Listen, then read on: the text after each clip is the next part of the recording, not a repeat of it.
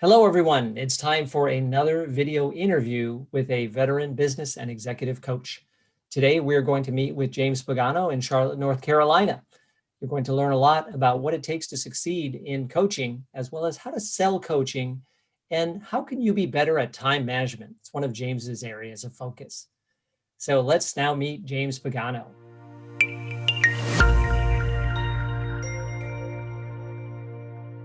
James is a business performance coach in Charlotte, North Carolina. His focus and passion is working with small business owners. His client engagements are collaborative and holistic with a focus on such areas as strategic business development, relationship management, and the ever-elusive time management, also known as prioritization. James, welcome to the show. Thank you, Michael. I'm happy to be here. I'm looking forward to our conversation. Yeah, likewise. We've known each other for a long time, and this is going to be a lot of fun getting to learn more about you and your business for the benefit of the coaches who are watching today's video, and probably some salespeople too, who also like to follow me. Sounds great. So let's go back, James, to when you first started, before you became a coach. What business were you in? Well, immediately before becoming a coach, I was a director of marketing for a healthcare company. But we have to rewind just a little bit further back, and that would be when I owned a small agency where we did a lot of educational output for pharmaceutical and biotech companies. The reason why I shared that is because that's how I ultimately got to Charlotte, North Carolina, was through a former client of my prior business who recruited me into the Charlotte market to be the director of marketing at a healthcare company here.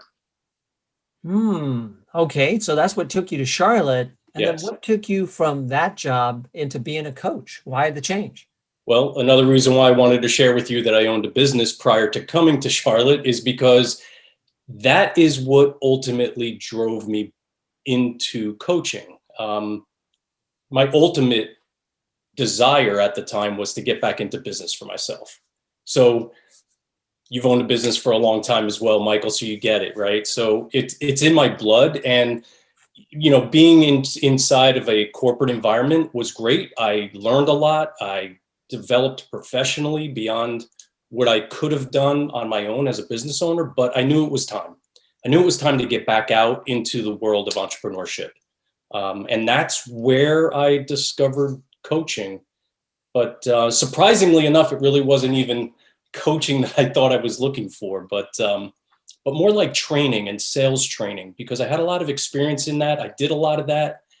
And that's where my search began, was with the definition around training and sales development, things of that nature. And then it ultimately led me to what I do now, which is small business coaching and performance coaching for small business owners. So Interesting. Yeah. So your background kind of led you to wanting to own a business again, but you're absolutely. interested in helping people to develop sales, improve sales, and also improve the way they run their business has kind of put you where you are now. Absolutely. Yes. Yeah. Yeah. So we do have some similar passions and backgrounds. So then tell me, how do you generate business as a coach? This is always the big question that I get when I'm training other coaches is, okay, great. So I know how to coach, but how do I find someone to coach? Yeah. Well, you know, my coach, when I first launched, he said, James, you know, in order to be a coach, you need a client. So you got to go out and you could have all the credentials and all the certifications and the processes. Without a client, you're not coaching, right? So, and I think, you know what, Michael, I think this is where my sales background really benefited me tremendously. And I want to underscore the importance of selling to the coaches that are watching this today. You have to get out, you have to sell. I mean, it's not going to come to you. You have to be out in your community. You have to be out selling. It's a dirty word, I know, but you have to sell. So in the world of coaching, what does that look like? Because there are two schools of thought about selling coaching, right? And one school of thought is you just meet with the person and coach, you know, that you give a taste of what it's like to work with you as a coach. And the other school of thought is, no, you leave that to when the client engagement begins in that conversation, it's really a sales conversation where you're uncovering their needs and you are providing the answer to their needs, being your coaching and engaging you as their coach? Yeah. Or is it a blend of both? So what's your philosophy about actually selling coaching? Candidly, it is a blend of both for me. Now, I will say this: be as authentic as you can. And if your authentic style is to coach someone and have that be your your sales pitch, for lack of a better description, then by all means do that. But what works for me is a hybrid approach. I do believe we need to uncover needs of the client. I do believe we need to build a strong rapport with our clients, and then we could coach them. Because, Michael, I'd like to hear your thinking around this, but the success of my engagements, and I believe it's the success of most coaches, is a high percentage of that success comes from the chemistry and that rapport that you have with your client. I engage with a client and I stick with them for a long period of time. So I think it's important that we get each other and we want to work with each other. It becomes less about the process at that point and more about the engagement between the two people. Does that make sense? And It does. Yeah. Yeah. I often talk about the trust and intimacy that you establish with your client, and that allows them to open themselves up to you in a way that they might not with someone else. And once we absolutely, start living in the truth, then we can change for the better. absolutely, So yes, yeah, it's real important. And I agree with you too about that hybrid approach, that oftentimes I do engage in a little bit of coaching in the sales conversation, so that they get a sense of, wow, this is what it feels like to be in a coaching session with him, even if it's a mini coaching session. correct. So what do you think coaches need to understand about sales? So if they understand how to coach, so that part is okay. What else should they learn about sales to help themselves be more successful?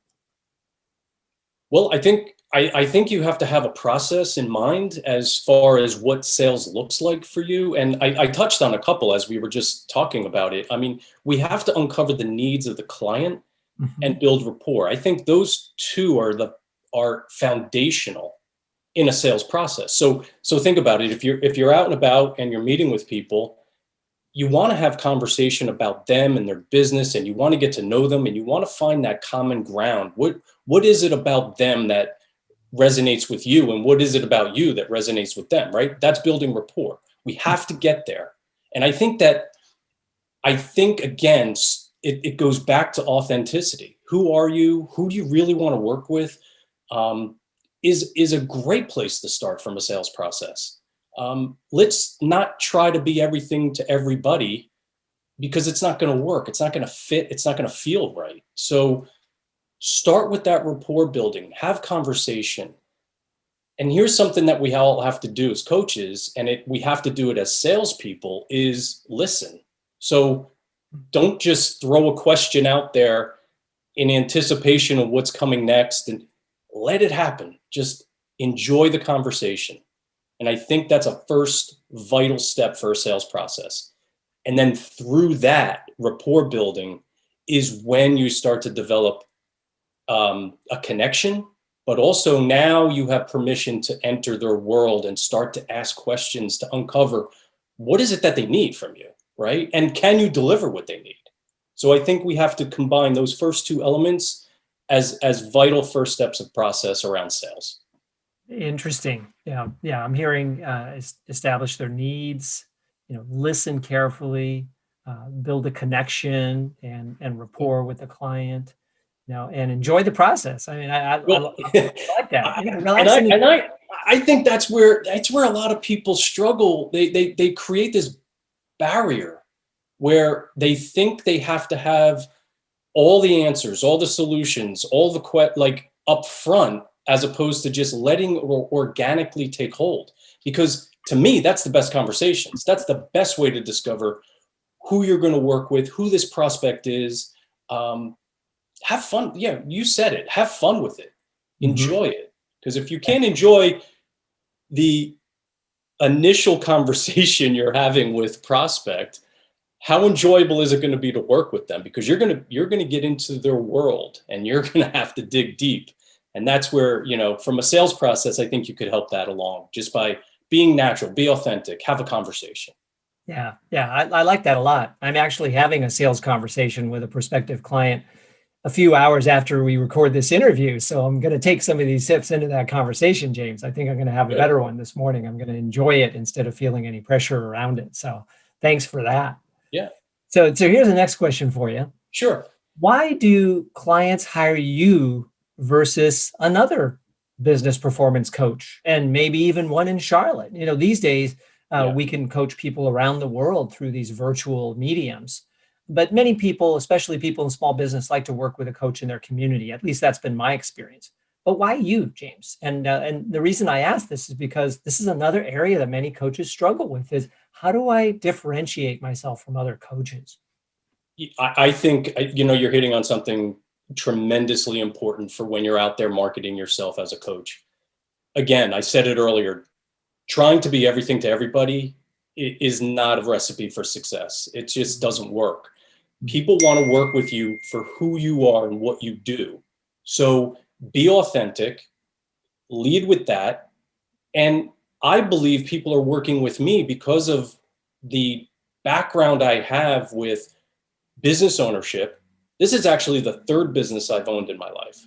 So coming to the table to say, I'm a business performance coach, and oh, by the way, I've owned businesses, I think helps. There's a lot of coaches out there that have not owned a business and are business coaching. Fine. But I think that's one differentiation. I also have the corporate experience that folds into my small business coaching. And I think that adds another layer of perspective that helps my clients as well. Um, and I am local. I'm in their community. I do coach locally. So I think those three things do differentiate me from a lot of the coaches in my area. So your community focus, the fact that you've owned Yep. multiple businesses, and then what is that third reason? The corporate experience as well. Oh, It adds to the perspective that I could bring to my clients. right. Okay, great. So then you may have kind of answered this question, but how do you get results with your clients? Like what do you feel is your secret sauce in helping clients achieve their big goals? Because generally business owners hire a coach because they want to transform their business and really do some miraculous things with their business that they feel they couldn't do on their own. How do you help them do that? Well, I do come to the table with process, and I think that that is vital. We have to have a process on how we're going to deliver the results. In my first engagement with my client, I ask very specific outcomes that they're looking for, timeline and outcomes. So I look for um, a measurable metric that we could put on the table together. And what I say to them, Michael, is let's look for a results-based metric that we're going to see a trend in that direction. I don't want them to get bogged down with, well, I need this to happen in 3 months, 6 months, a year. I want them to give me a metric that would be meaningful. If we started to see that trend line in the right direction, then we know we're doing something right. And it's a way for us to check in and check back so that we're adhering and achieving what they set out to do with me. So we set that metric and we look for trend line. I Mm. also do care, and I ask, what is it from a more qualitative perspective, very subjective? What do you want this to feel like, to look like as we work together? Let's not be so caught up on the first metric, which is raw numbers or a raw metric that we're delivering on, but what is it that you want to sense or feel or hear, right? More sensory, more subjective. What I have found is, in combination, that's what small business owners are looking for. They're looking to achieve results, but they also want to be fulfilled as they achieve those results. So that's my combined way to measure. And I believe that that differentiates me further in my practice, because I come at it from as you mentioned in my intro, a holistic approach. And that's what I really mean by that. We're going to look at business performance, but we're going to look at fulfillment for the owner as well. And in combination, that's where we measure success. Yeah, I like that a lot, James. I haven't really heard that from you before, presented in that way. You know, I've known you for a while, and you've been coaching now for how many years? It'll be 8 years in January, which is a week away. So there we go. Wow. All right. Yeah. So Yeah, you just hit your 8th anniversary. And so you've coached a lot of people, yeah, and you're finding that this combined approach of measure, you know, with markers on the way to milestones, but also present this qualitative picture of, you know, how do you want to feel, and what do you want to hear? And I like that qualitative aspect to it, because then they change their way of being. And oftentimes when we change our way of being, then we're able to better focus on those hard metrics that we're really looking for, right? When we feel better about our business tends to do better. that's right. That's right. And Michael, it goes back. How many small business owners have you worked with, or do you know that sometimes they begin to get through that phase of questioning, why am I doing this? Like, is it worth it anymore? And that's a tough position to be in as a small business owner. So you want to find if the passion is there, and reignite if you can, but find what's going to make them feel more fulfilled in their business. And I think that helps carry the load, to be honest with you. It really does. It Yeah. really does. Yeah, I like that. And they start looking forward to their sessions with you rather than them being a burden. It's a blessing. It's a blessing and a joy to meet with their coach, and because they're on that positive trajectory, and so they look forward to seeing it develop better and better, over time. So in the introduction, I said that you focus also on the ever elusive time management, Yes. also Yeah. known as prioritization. And I know this is a big Yeah. area for business owners and even corporate professionals. I work with a lot of executives, and time management is just as elusive for corporate executives as small business owners. So Yep. what are some of your tips? Like, if you could just share some ideas right now that help people to improve time management, because coaches are business owners too. So Yeah. what are some of the tricks, James? Absolutely. Well, tips and tricks. Here we go. Tips and tricks, techniques, whatever you want to call it. I'll share with you what works for me and what works for my clients that I share this with, right? I mean, this is great. There's so many out there, but let's start with a couple. I think it starts with the number one trick that you have to trigger in your mind is, what am I worth? And what's that value? And put a dollar value on it. And I often coach my clients to say, what's your hourly worth? It's a easy way to frame it, right? But I also tell them, don't take your paycheck and divide it by how many hours you work, because that could make you feel pretty low, right? So Right. let's be in a sense figurative with this. What do you believe you're worth as an owner of your business? And if they come back with anything under $100 an hour, I challenge them on that. I said, we have to think bigger, right? You're the president, the CEO of your company. So I think a good way to start with prioritization is to believe in what your worth is on an hourly basis. Because then as you look at your to-do list, as you look at what you're setting out to do, you could then put that as a barometer to check yourself. Should I really be spending 6 hours doing this task when I just said my worth is $125 an hour, when I know that this task is really worth $15 an hour? Mm-hmm. It just gives you a perspective. So that's one simple but often powerful way to influence what people do with their time, if that makes sense. It does. So it does make sense. Yeah, that's a trick that helps. But another exercise that I think a lot of folks should do is also put together a time log. Catalog what you've done in your day, in your week, for 5 working days, 10 working days. Start to really look at where are you spending your time and on what activities, and then you can measure that against the value of time. There's other things you could do with that how well does it line up with your goals? How well does it help you achieve your goals? All these activities. So we have to get into a practice of looking at what we're doing in order to understand where we should be spending our time a little bit better. The 80-20 principle, right? I mean, 20% of your effort yields 80% of your results if you're focused on the right activities. So we have to force ourselves to think about that. And,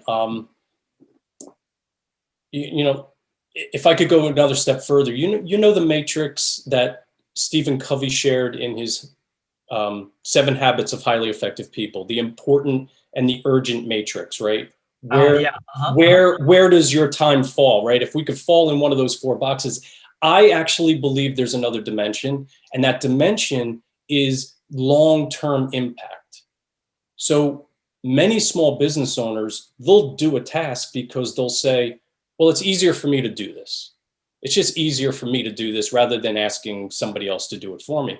But when you challenge it against the long-term impact, sometimes it gives you a reminder, or at least a hint, that that's something I shouldn't be doing. I should delegate this, or I should hire this out, or however your business is structured, is it a outsourced responsibility? Is it a part-time responsibility? Is it an employee responsibility?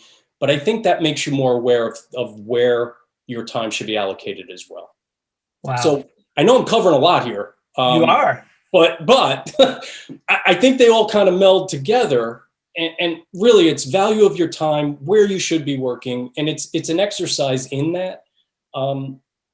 Lastly, I'm a big proponent of finding where your energy lives. In other words, do you do certain tasks better at certain times of the day, of certain times of the week?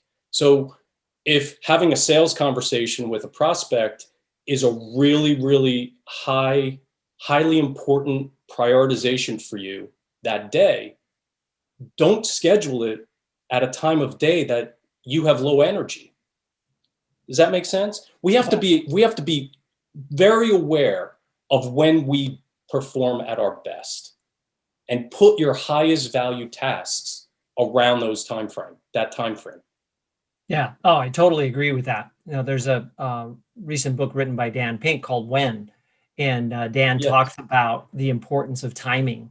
That's actually one of my favorite times to do a video interview like this is right now. We're recording this at in the 9 o'clock hour on Pacific Standard Time. Yes. And that's when I feel energetic, focused, totally into it. Whereas if we recorded it at 3 o'clock, 4 o'clock in the afternoon, I might be dragging a little bit. I know how to turn it on. So it's not like it would be less of a product, but I'm scheduling it when my energy is high, right? When I want to do it, as you're saying, when you're in your groove, do the things that you're good at and you'll do even better. So I like that a lot. And this other idea that you mentioned reminded me of this book called Procrastinate on Purpose from Rory Vaden. And he talks about that long-term impact. Sometimes we get caught up in these short-term impact items that fill our day and even fill our week. And we neglect those items that have long-term impact. But going back to another answer that you said, that 80-20 ratio, if we only spent 20% of our time working on things that had long-term impact and would eventually drive 80% of the results in our business, what could happen? That's it. So you've shared so many good ideas there, well beyond tricks, James, for sure. Well, you know what? They only become valuable if you apply them and have the discipline to stick with them. That's the challenge, right? So that's why working with coaches is beneficial, is because we have the accountability aspect to our practice, right? So we could talk about these things all day long, but if you don't apply them and then be held accountable to them, that's the challenge. So I'm glad I could help, man. I'm glad I could help. It means a lot coming from you, Michael. Come on. Oh yeah, no, I totally agree that that accountability is so important, and I think sometimes that's one of the primary reasons a person hires a coach is for that accountability, because business owners often aren't accountable to anybody. Sometimes to a spouse, but not in the same way that they are to a coach, because they generally will even share more about their business with their coach than they will with their spouse. That's So right. a coach plays a really valuable role that just about no one else in the small business owners world can do. So then, Let me play. James, Can I play off of that for a minute? You sure, see yeah, this go ahead. behind me? You see this Yeah, behind me? It yeah, says tell us about that. escape. It says escape the island. Escape the island. It's hard to read because it's a graphic. But what you just described is the analogy I use for small business owners. We're on an island, and we need to escape that island from time to time. And having a coach, having third-party perspective is a way to do that. And it goes beyond the subjective approach of your family, of your friends. It's an objective perspective. So we need to escape the island. It's isolating. And I think the business owners that are watching this right now could really, I think this hits home, that we do feel isolated despite the fact that we have people around us all the time. So Mhm. that's part of what I do in my practice. I help my clients escape the island of isolation. Right, right. So you offer one-on-one coaching and group coaching. I do. I Yeah, do. yeah. And I find that that works well in the small business community, that many small business owners do appreciate the kind of mastermind aspect, as well as benefiting from working with a coach. They get double the benefit there. Yes. So then, James, I'm going to wrap it up with this last question here. How do you sharpen the saw? So you mentioned Stephen Covey a little bit ago, Yeah. right? And Yeah. sharpen the saw is was one of his tenets, right? When he was Yeah. with us. But how do you do that? I read. That's my primary way to sharpen the saw. I read. By the way, I believe every business owner needs to engage in professional development in some capacity, whether it be you have to stay on top of your business and your industry because your competition's doing it. So you need to be ahead of that. So for me, Michael, I read and I set a goal. Typically, I set a goal that I'll read 6 to 10 books in a year, and I usually exceed that. But I love to read, and sometimes I go back to the foundational books that got me started. Back Stephen Covey, Dale Carnegie, these Napoleon Hill. These are, I like to revisit that foundational library of mine. But Mm. also what I do is I also try to engage in a certification or a higher level education platform for my coaching practice each year. I want to thank you so much, James, for being with us today on the show and the channel. You've shared incredible wisdom with us that I know are going to benefit the people that are listening to this. So thank you so much. Well, thank you for the opportunity, Michael. This was fun. I enjoyed it. It was great to see you, and I do appreciate the opportunity. Excellent.